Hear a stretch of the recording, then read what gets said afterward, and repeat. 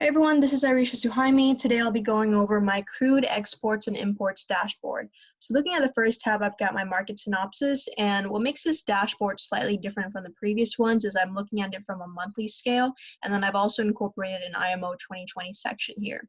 So looking back at the past few months, I would definitely say the biggest issue and concern that we've been seeing in the oil and gas markets is coronavirus. It's become a huge global pandemic hitting virtually every industry, most importantly oil and gas.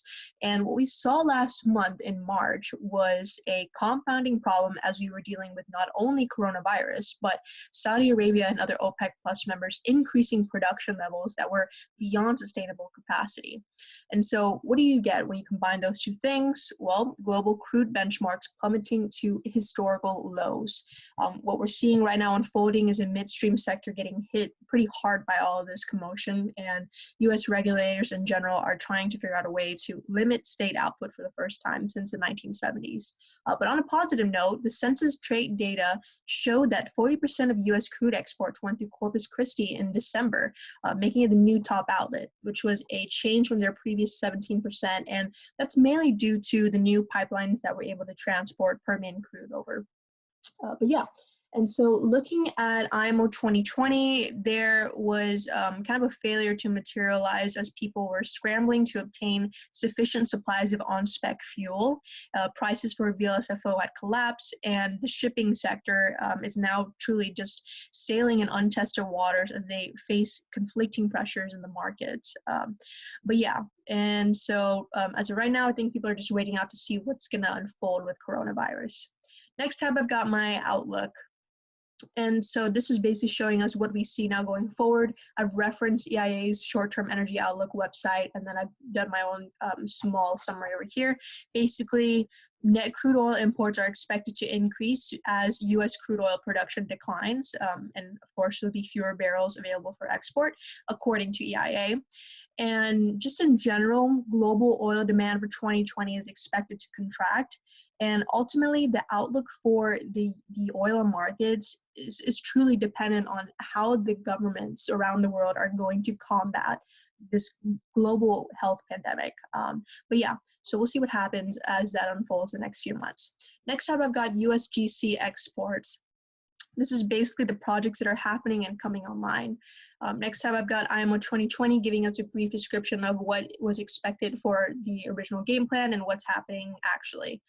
EIA PAD is going over various PAD regions and then the importing country and what kind of crude were they processing in the company and the facility that's processing it. So maybe we want to look at specifically PAD 3. And so PAD 3 is coming out, it's pretty heavy sour, and so maybe we'll want to look at, highlight heavy sour, and then we see that Venezuela is kind of a big player in that, so we highlight Venezuela. And so yeah, we're looking at it as a kind of way to see the different cities and the processing companies that correlate between these things. And yeah, next one we got EIA facilities. So this is basically showing us, what's an importing country and then the processing companies that are involved with it and the various types of crude quality based on the country. So maybe we could choose Venezuela again. And so these will show us all the various processing company names and the percentage that they're taking up that space.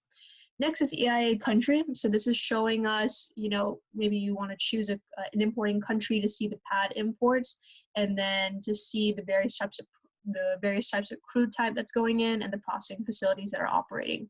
So maybe we'll do something different. We can choose Nigeria. So that'll come up as that. So maybe they take up more of the PAD 1. And maybe we'll want to see some of that. And so it'll show us the various types of cities that will process it and the various types of crude that they're processing. And then maybe I want to just look at Wilmington. And so it'll show us that Monroe Energy is a pretty big player in that. So yeah. Next, I've got EIA weekly imports. So this is showing us the various countries that are importing from the US on a weekly basis. Clearly, Canada is big in this space. Next, I've got Clipper data imports. So this is showing us the various PAD regions, and it's based on the API per offtake PAD. So maybe we want to just look at Houston, and so this will show us Brazil and Canada, and then maybe I just want to look at this, and then it'll show us the grade API sulfur, so it's more of a heavy sweet, and then it's operating for Shell at the Deer Park refinery.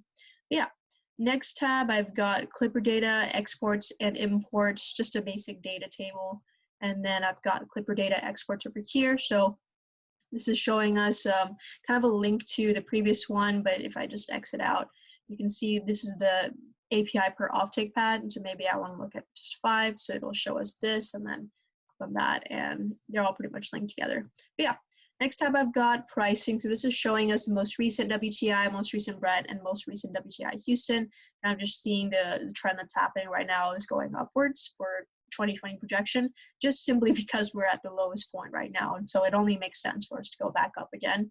And then this is the various crude types or pricing that's based on kind of the bigger operators right now. But yeah, and then in my next 3 tabs, they're basically just web references. I've got EIA crude imports, oil price intel, and then EIA weekly imports and exports by country. But yeah, let me know if you guys need help with anything, and if you have any questions, feel free to reach out. Thanks.